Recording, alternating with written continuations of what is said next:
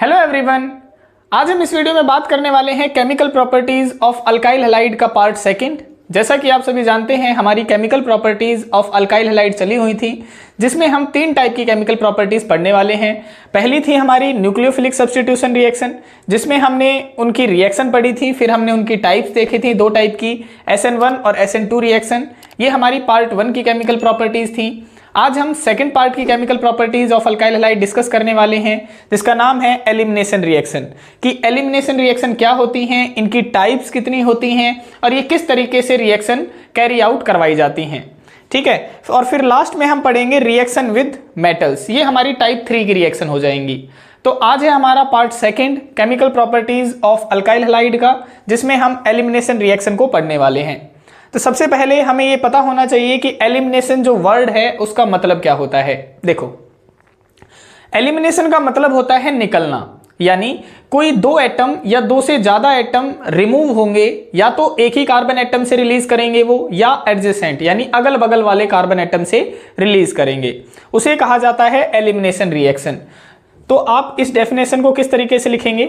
आप लिखेंगे कि द रिएक्शन, ये वो रिएक्शन होती है in which, जिसके अंदर in which टू एटम्स, या तो दो एटम्स रिलीज करेंगे, in which टू एटम्स, या फिर ग्रुप ऑफ एटम्स, यानी दो से ज्यादा एटम्स हो सकते हैं, टू एटम्स और group of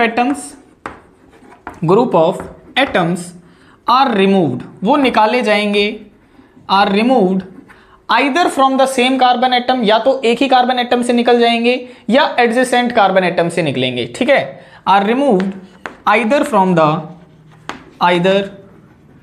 the same carbon atom और from the adjacent carbon atom, और from the adjacent carbon atom are called elimination reaction. उसे हम क्या बोल देते हैं? एलिमिनेशन रिएक्शन कह देते हैं। तो हम देखते हैं कि किस तरीके से वो दो एटम या दो से ज्यादा एटम को एक कार्बन से रिलीज करेगा, या एक से, या जो एडजेसेंट कार्बन एटम है वहां से रिलीज करेगा। तो हम इसको रिएक्शन के थ्रू मान के चलते हैं। तो सबसे पहले हम जो एग्जाम्पल मान के चलते हैं वो हम ये मान लेते हैं CH3। देखो यहाँ पे CH3, यहाँ पे हमने मान लिया CH2 और Cl, ये हमने मान लिया। ठीक है, अब क्या होगा, हम इसके ऊपर अटैक करवाते हैं न्यूक्लियोफाइल का। देखो, ये हमने अटैक करवा दिया न्यूक्लियोफाइल का।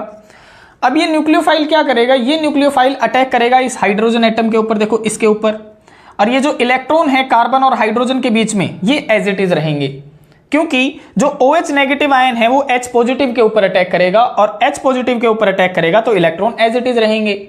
अब जैसे ही ये इसके ऊपर अटैक करेगा, यहां से तो ये निकल जाएगा वाटर मॉलिक्यूल बन के, लेकिन यहां पे जो इलेक्ट्रॉन है ये क्या करेंगे? ये इधर मूवमेंट करेंगे, और मूवमेंट करने के कारण यहां कार्बन कार्बन के बीच में डबल बॉन्ड बना लेंगे।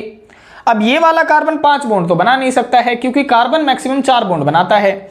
तो इधर डबल बॉन्ड बनने की वजह से यहां पे टोटल बॉन्ड बन जाएंगे कार्बन के 5, और 4 बॉन्ड बनाने के लिए क्या करेगा? ये जो क्लोरीन है ये यहां से लीव कर जाएगा, क्योंकि क्लोरीन एक गुड लिविंग ग्रुप होता है।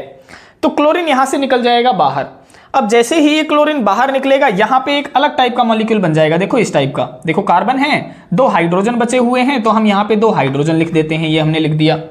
इधर बन गया था डबल बॉन्ड, तो हमने यहां पे डबल बॉन्ड लगा दिया। इधर से क्लोरीन निकल चुका था, इस कार्बन के ऊपर 2 हाइड्रोजन रह गए थे, तो ये हमने 2 हाइड्रोजन बना दिए।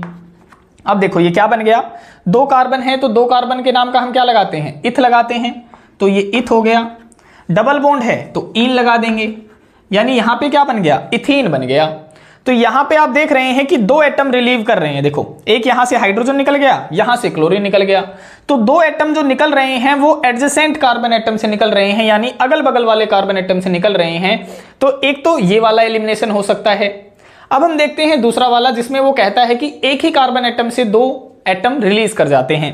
देखो इस तरीके से Cl, और यहां पे हम मान लेते हैं हाइड्रोजन, और यहां पे हमने ले लिया जैसे क्लोरीन ले लिया। सिमिलरली यहां पे भी क्या होगा? यहां पे भी न्यूक्लियोफाइल अटैक करेगा। हम यहां पे न्यूक्लियोफाइल OH नेगेटिव लेके चल रहे हैं। ये OH नेगेटिव कहां अटैक करेगा? ये तो पॉजिटिव चार्ज के ऊपर अटैक करेगा, जो कि हाइड्रोजन है, और हाइड्रोजन के ऊपर अगर ये अटैक करेगा तो ये इलेक्ट्रॉन तो एज इट इज रह जाएंगे, है ना। और यहां से क्या निकल जाएगा? यहां से निकल जाएगा वाटर मॉलिक्यूल, तो ये निकल गया वाटर मॉलिक्यूल बनके। अब क्या होगा, देखो क्लोरीन तो निकलेगा, क्योंकि क्लोरीन क्या है, गुड लिविंग ग्रुप है। जैसे ये अपने आप यहां से निकल गया था, वैसे ही क्लोरीन एटम यहां से भी निकल जाएगा, अपने आप आराम से निकल गया। तो यहां पे बचा क्या, देखो कार्बन बच गया, 2 क्लोरीन और ये इलेक्ट्रॉन बच गए। तो यहां पे इस तरीके की स्पीसीज बच जाती है, इस तरीके की देखो।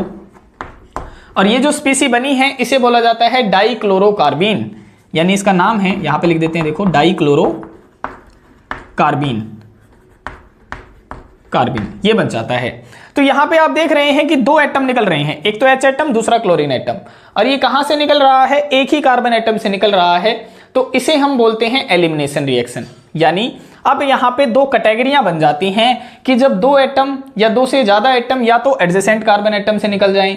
तो जब वो एडजेसेंट कार्बन एटम से निकलते हैं, जैसे कि यहां पे निकल रहे थे, तो उस वाले एलिमिनेशन को बोला जाता है E2 एलिमिनेशन या फिर बिट्टा एलिमिनेशन रिएक्शन। लेकिन अगर 2 एटम या 2 से ज्यादा एटम एक ही कार्बन एटम से निकल जाएं, तो उस वाले एलिमिनेशन को बोला जाता है अल्फा एलिमिनेशन या फिर E1 एलिमिनेशन रिएक्शन। तो अब हम देख लेते हैं कि इनकी डेफिनेशन कैसे लिखनी होती है, E2 एलिमिनेशन की या फिर E1 एलिमिनेशन की। देखो आप लिखेंगे E2 एलिमिनेशन रिएक्शन के अंदर आप क्या लिखेंगे, तो आपने लिखना है 2 एटम्स और ग्रुप ऑफ एटम्स, यानी 2 एटम या 2 से ज्यादा एटम आर रिमूव्ड, वो निकल जाएंगे from the adjacent carbon atom are called E2 elimination reaction. यानी एडजेसेंट का मतलब होता है अगल बगल वाले। तो जो 2 एटम या 2 से ज्यादा एटम निकलेंगे ना, वो अगल बगल वाले कार्बन एटम से निकलेंगे, उन्हें कहा जाएगा E2 एलिमिनेशन रिएक्शन। तो E1 एलिमिनेशन रिएक्शन किसे कहेंगे आप, तो आप कहेंगे 2 एटम्स और ग्रुप ऑफ एटम्स, यानी 2 एटम या 2 से ज्यादा एटम आर रिमूव्ड, वो निकाले जाएंगे from the same carbon atom, एक ही कार्बन एटम से, उसे कहा जाएगा E1 एलिमिनेशन रिएक्शन। जैसा कि हमने यहाँ पे एग्जांपल से आपको समझाया है कि ये 2 एटम निकल रहे हैं, एक ही कार्बन एटम से निकल रहे हैं, इसीलिए यहाँ पे हो रही है आपकी E1 एलिमिनेशन रिएक्शन। तो ये है हमारी second chemical properties of alkyl halide. आशा है आपको आज की वीडियो पसंद आई होगी। आज के लिए इतना ही, मिलते हैं नेक्स्ट वीडियो में किसी और टॉपिक के साथ में, तब तक के लिए बाय बाय, टेक केयर।